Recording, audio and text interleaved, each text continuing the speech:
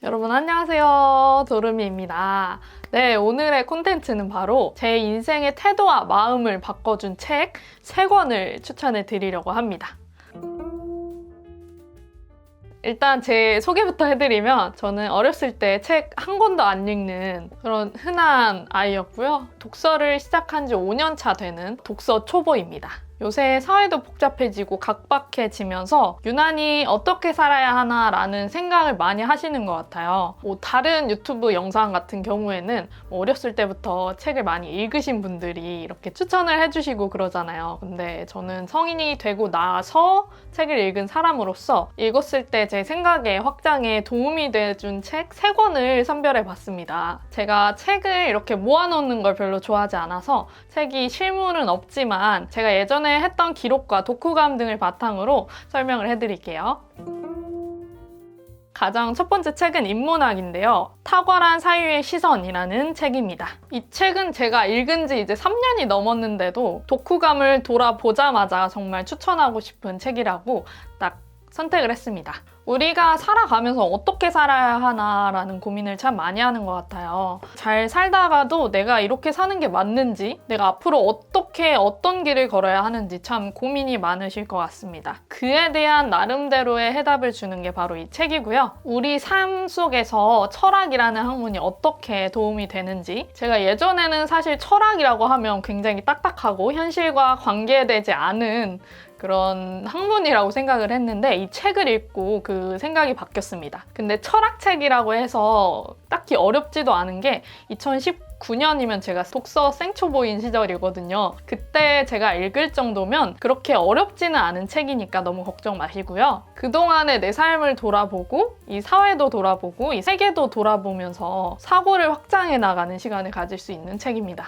저는 이 책을 읽고 나서 이 독서랑 기록의 중요성을 알리고 싶다라는 꿈을 가지게 됐어요. 그리고 이렇게 유튜브를 통해서 실현을 하고 있고요. 철학을 통해서 이 세계를 조금 더 높은 시선으로 보면서 그리고 앞으로 어떻게 살아가면 좋을지에 대한 해답을 내려주는 책이라고 생각합니다. 제가 정리했던 책의 문장도 함께 나눠볼게요. 122쪽입니다. 장르를 개인의 차원에서 말한다면 그것은 바로 꿈입니다. 각자 개인들은 꿈이 있느냐 없느냐로 독립적이냐 아니냐를 알 수 있습니다. 나는 무슨 꿈을 꾸고 있는가? 꿈이 있는 사람은 선도적 삶을 살고 있습니다. 꿈이 없는 사람은 종속적 삶을 사는 것입니다. 자신에게 또 물어보십시오. 나에게는 어떤 꿈이 있는가? 299쪽. 자신이 사는 시대의 문제를 해결하는 데 지혜를 사용하려면 우선 자신이 우뚝 서 있어야 합니다. 독립되어 있어야 하는 것이지요. 자기를 드러내지 못하는 상황에서는 어떤 창의력이나 돌파력도 생길 수가 없겠죠. 그때는 자기가 형편없어 보입니다. 자신에 대한 신뢰가 매우 약해지기 때문이죠. 나는 앞으로 어떻게 살아가야 할지 감이 오지 않는다. 아니면 어떤 길을 가야 할지 모르겠다 하시는 분들께 추천하고 싶은 책이고요. 저도 이렇게 책 정리를 하다 보니까 다시 한번 읽어보고 싶다는 생각이 들 정도로 굉장히 좋은 책이니까 추천드릴게요.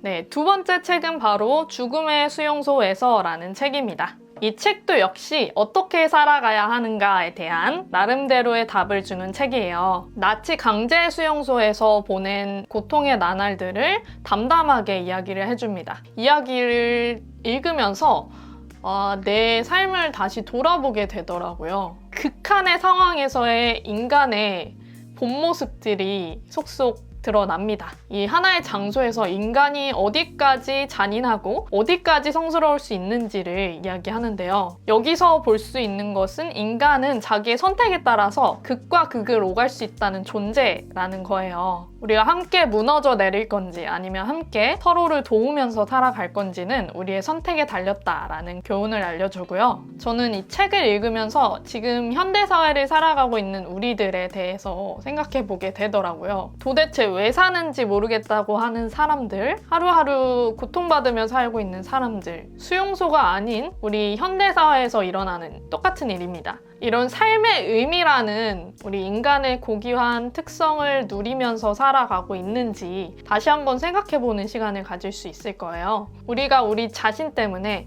극과 극을 오가는 우리 특성 때문에 우리 자신을 잃지 않기를, 인간의 고귀함을 잃지 않기를 바란다는 생각이 들었습니다. 여기 책에서 나온 한 문장을 또 읽어드릴게요. 108쪽입니다. 그 진리란 인간에게 모든 것을 빼앗갈 수 있어도 단 한 가지, 마지막 남은 인간의 자유. 주어진 환경에서 자신의 태도를 결정하고 자기 자신의 길을 선택할 수 있는 자유만은 빼앗아갈 수 없다는 것이다. 수용소에서는 항상 선택해야 했다. 매일같이 매 시간마다 결정을 내려야 할 순간이 찾아왔다. 그 결정이란 당신으로부터 자아와 내적인 자유를 빼앗아 가겠다고 위협하는 저 부당한 권력에 복종할 것인가 아니면 말 것인가를 판가름하는 것이었다. 이 책도 그렇게 어렵지 않고요. 굉장히 술술 읽히는 책이에요. 세 번째 책을 소개해 드릴게요. 바로 뭐였지? 나는 풍요로웠고 지구는 달라졌다입니다. 이 책은 비교적 최근에 2022년 8월쯤에 읽었던 책인데요. 그때 8월쯤에 제가 기후위기에 대한 관심이 좀 높아져가지고 이것저것 책을 찾아봤는데 그중에 한 책이 바로 이거예요. 사회과학, 과학책이고요. 우리가 평소에 너무나 자연스럽게 누리고 있었던 모든 것들이 사실은 당연한 게 아니었다는 걸 알려주는 책입니다. 우리가 당연하게 먹고 있는 모든 음식물들, 그리고 당연하게 누리고 있었던 모든 것들에 그 처음부터 끝까지 어떤 과정을 걸치는지 적나라하게 알려주는 책입니다. 통계학적으로 정확한 사실을 알려줘서 저는 개인적으로 굉장히 도움을 많이 받았던 책이고요. 기후위기라는 굉장히 암울한 현실을 다루는 책이지만 이 작가님의 이야기를 함께 들어보면서 굉장히 술술 읽히는 책이고요. 이 책을 읽고 나서 물론 나의 존재가 이 상황을 악화시키기만 할지라도 우리가 해볼 수 있을 때까지는 해봐야 하지 않나, 노력해봐야 하지 않나라는 생각이 들었습니다. 마지막으로 책 속의 문장을 나누고 마쳐볼게요. 127쪽. 이 세상의 모든 결핍과 고통, 그 모든 문제는 지구가 필요한 만큼을 생산하지 못하는 무능이 아니라 우리가 나누어 쓰지 못하는 무능에서 발생한다. 234쪽입니다. 나는 사람들에게 계속 상기시킨다. 우리는 강하고 또 운도 좋다고. 지구는 너무 적은 자원을 놓고 살아남으려 애쓰는 많은 사람의 집이기도 하다. 우리가 식량과 안식처, 깨끗한 물을 누리는 집단이라는 사실은 지금껏 우리가 위태롭게 만들어온 세상을 포기하지 말아야 할 의무가 있다는 의미이기도 하다. 무언가 알고 있다는 것은 그만큼 책임이 있다는 말이다. 네, 이렇게 오늘은 제 사고의 확장을 가져다 준 3권의 책을 소개해봤습니다. 제가 추천하는 책이 여러분께 무조건 도움이 되는 책은 아니지만 제가 리뷰한 내용을 보면서 선별해서 한번 읽어보셨으면 좋겠습니다. 혹시 여러분의 생각에 확장을 가져다 준 책, 추천하는 책 있으면 댓글을 통해서 많은 분들과 함께 나눠주시고요. 제가 2022년에 25권의 책을 읽었더라고요. 진짜 책 한 권도 안 읽던 사람이 이렇게 변하게 된 게 너무너무 신기하고요. 이번 연도에는 총 48권, 한 50권 정도 읽는 거를 목표로 하고 있습니다. 벌써 4권 정도 읽었어요. 그리고 얼마 전에 제가 독서 템플릿, 노션 독서 템플릿을 소개해드렸죠. 혹시 관심이 있는 분들은 제가 카드에 달아 놓을 테니까 한번 영상 시청해보시면 좋겠습니다. 혹시 원하는 콘텐츠나 하고 싶은 말씀 있으면 댓글로 남겨주시고 우리는 또 다음 영상에서 함께 보겠습니다.